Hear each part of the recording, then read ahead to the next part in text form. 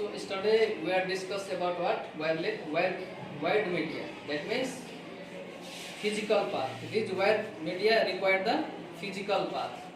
So there are three types of wired media. First one is twisted pair cable. Second one is coaxial cable, and third one is what? Fiber optic.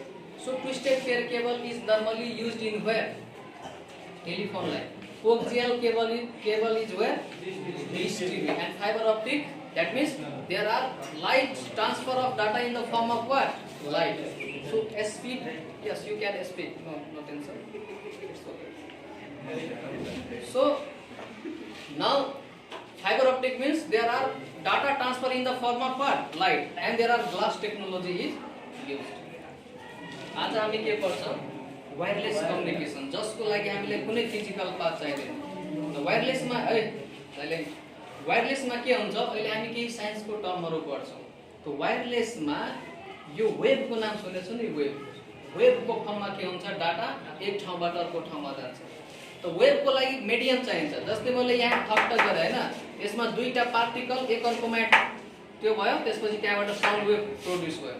हामी ढुङ्गा पोखरीमा हाल्यो भने त्यहाँबाट एउटा के हुन्छ हैन, हाइड एन्ड टाइड हैन, त्यो तरंग हुन्छ नि, त्यसरी त्यहाँ पनि के हुन्छ? वेभ। आदित्य लिसन केयरफुल, त्यहाँ वेभ जेनेरेट हुन्छ।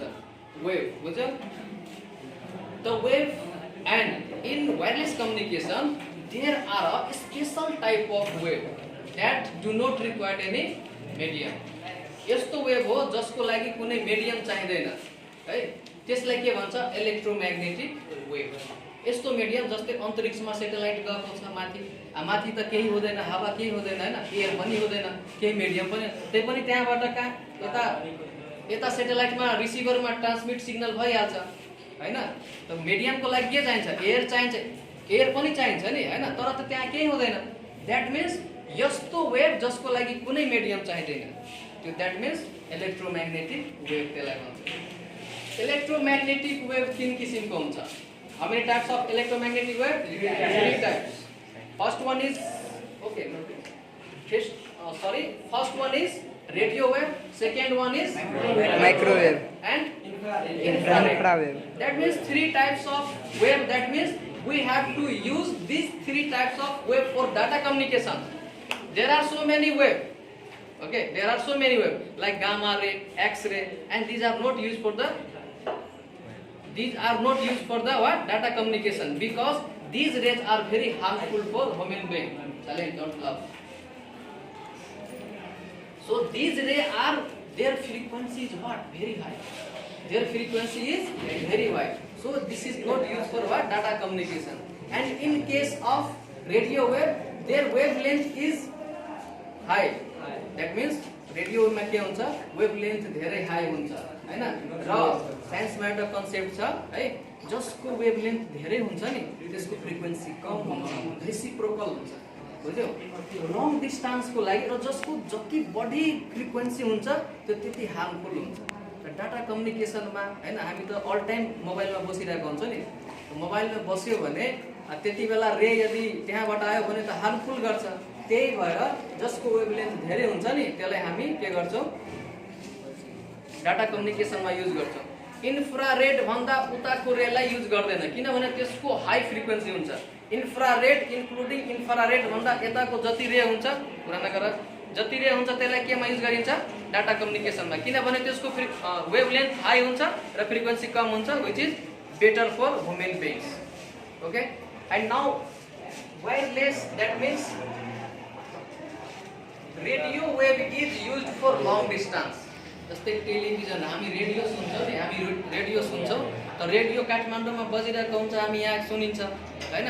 दैट मीन्स त्यसको रेडियो वेभको वेभलेन्थ बढी हुन्छ। त रेडियो वेभको टेक्नोलोजी कहाँ युज गरिन्छ? कुन ठाउँमा? लङ डिस्टेन्समा। रेडियो जस्तै रेडियो टेलिभिजन भयो। अर्को के छ? Microwave. Silent, don't laugh.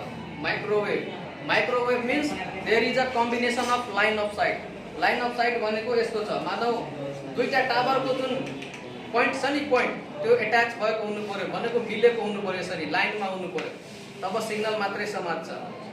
तिमीहरु हेर्यौ dish TV को जुन एन्टिना हुन्छ नि, हामी यसरी घुराइरहेको हुन्छ नि, मिलाइरहेको हुन्छ, हैन त्यहाँ माइक्रोवेभको combination that means line of sight सिराको टावर र यहाँको टावर गाछले छेक्नु परेन त्यो पुरै मिल्नु पर्यो यसरी लाइन अफ साइट त माइक्रोवेभमा कसरी हुन्छ लाइन अफ साइटको रूपमा डाटा ट्रान्सफर हुन्छ है एक अर्कोमा एट्याच भएको हुनु पर्यो यदि कुनै ठाउँमा धेरै गहिरो छ भने त्यहाँको टावर अलि ठुलो हुनु पर्यो हुनु परेन तब न ठुलो यताको टावर यसरी मिल्छ पोइन्ट टु पोइन्ट मिल्छ that means this one is the microwave distance mid range distance radio वेभलाई धेरै ठुलो डिस्टेन्सको लागि लङ डिस्टेन्सको लागि त्यसपछि कमलाई जस्तै सेटेलाइट कम्युनिकेसनहरु हुन्छ नि त्यसमा लाइन अफ साइट गरेको हुन्छ त्यसको लागि माइक्रोवेभ अर्को के छ सर्ट रेन्जको लागि इन्फ्रारेड युज गरेको हुन्छ जस्तै ब्लुटुथ भयो हैन रिमोट भयो these all are used which technology infrared because these are जस्तै Bluetooth are also the short range and which technology used there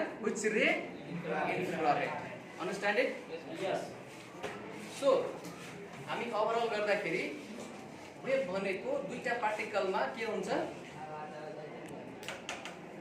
contact भयो भने वेभ जेनेरेट हुन्छ तर डाटा ट्रान्सफरको लागि यस्तो वेभ हो जसको लागि कुनै मिडियम चाहिँदैन है त्यो के हुन्छ विदाउट एयर पनि इलेक्ट्रोम्याग्नेटिक वेभ भन्छ त्यसलाई इलेक्ट्रिक र म्याग्नेटिक फिल्ड दुवै मिलेर electromagnetic wave बनेको छ okay and microwave is the line of sight communication that means mid range of data transfer and third one is infrared that means very short range understand it it's simple गरे okay now start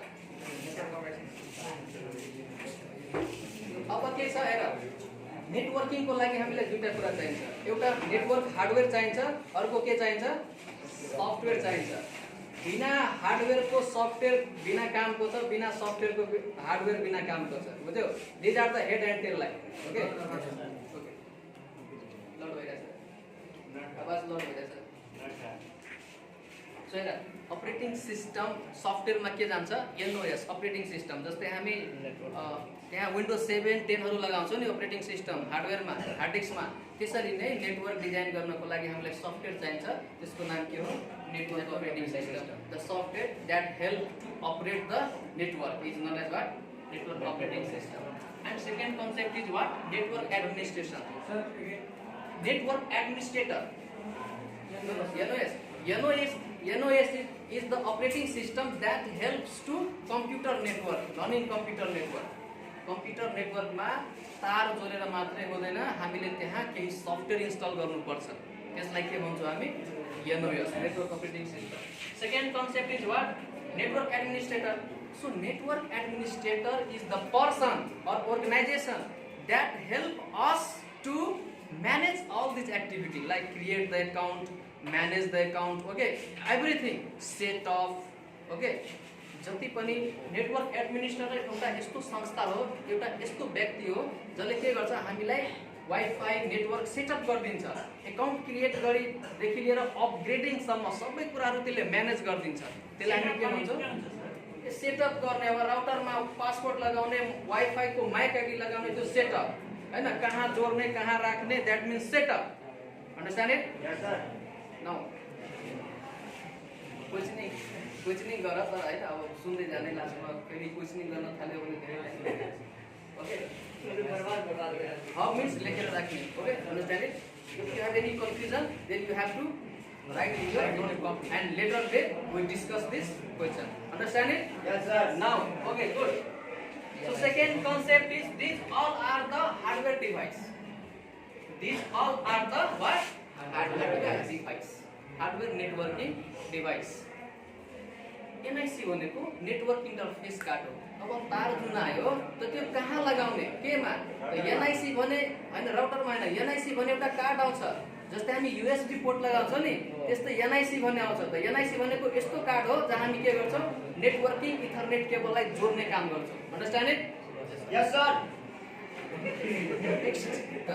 wireless adapter जस्तै हाम्रो हेर ल्यापटपमा के हुन्छ automatic आउँछ नि wifi को सिग्नल आउँछ नि तर यसमा डेस्कटपमा आउँछ आउँदैन त यसको लागि वायरलेस एडाप्टर यस्तो डिभाइस हो जसले के हेल्प गर्छ हामीलाई वाइफाई वायरलेस मेथड बनाउँछ बुझ्यौ hub is the what dumb device okay it can not filter the data अब मानौ चारवटा कम्प्युटर छ एउटा कम्प्युटरबाट थर्ड नम्बरमा जानु पर्यो भने त्यो सबैमा पठाइदिन्छ डाटा। त्यो भनेको हब डिभाइस हो। बुझिरहेको छ? हब भनेको स्टार टोपोलोजीमा युज हुन्छ नि। हबले के गर्छ, मानौ एउटाबाट 3 नम्बरमा पठाउनु पर्यो 1 नम्बरबाट भने त्यो सबैमा पठाइदिन्छ। Okay, and second concept is what? Switch. Discuss later. Switch means, switch भनेको इन्टेलिजेन्स डिभाइस हो जसले के गर्छ, सबै पीसीमा म्याक आइडी लगाइदिन्छ। सबै पीसीमा के गरिदिन्छ? MAC ID. 1 बाट 3 मा पठाउनु पर्यो भने डाइरेक्ट 1 बाट डाटा कहाँ गइहाल्छ? 3 मा गइहाल्छ। ब्रिज भनेको, अब मानौ यो धेरै ठुलो स्कुल छ है, 2टा ल्याब छ, त एउटा ल्याबमा ल्यान्डिङ गरेको छ, त एउटा ल्याब भयो। अर्को मानौ अर्को डिस्टेन्समा, केही डिस्टेन्समा अर्को ल्याब छ भने त्यहाँ ल्यान्डिङ गरेको छ, त 2टा लाइनलाई जोड्नको लागि ब्रिजको काम गर्छ। LAN is the device that is used to connect the two different LAN with the same protocol. Don't forget it, with the same protocol. And same concept is bridge like gateway. Gateway is the device, networking device that connects two dissimilar network with a different protocol. यहाँ हामी net चलाउँछौँ अमेरिकामा कुरा गर्छौँ, यो दुईटा के भयो? डिफरेन्ट प्रोटोकल, डिसिमिलर नेटवर्क भयो है। रिपिटर भनेको बस टोपोलोजीमा जति कम्प्युटर थप्दै जान्छ नि त्यति के हुन्छ, स्पिड स्लो हुँदै जान्छ। रिपिटर भनेको यस्तो डिभाइस हो जसले एक स्ट्यान्डलाई बुस्ट गर्छ। द्याट मिन्स सबै डाटालाई रिजेनेरेट गरेर एम्प्लिफाई गरेर राख्छ अनि फेरि अर्कोमा पठाइदिन्छ। मानौ 10टा कम्प्युटर छ हैन, 10टा कम्प्युटरमा सेम स्पिडले गइरहेछ। मानौ त्यही 20वटा कम्प्युटर राखिदियो भने के हुन्छ? स्लो भइहाल्छ डाटा।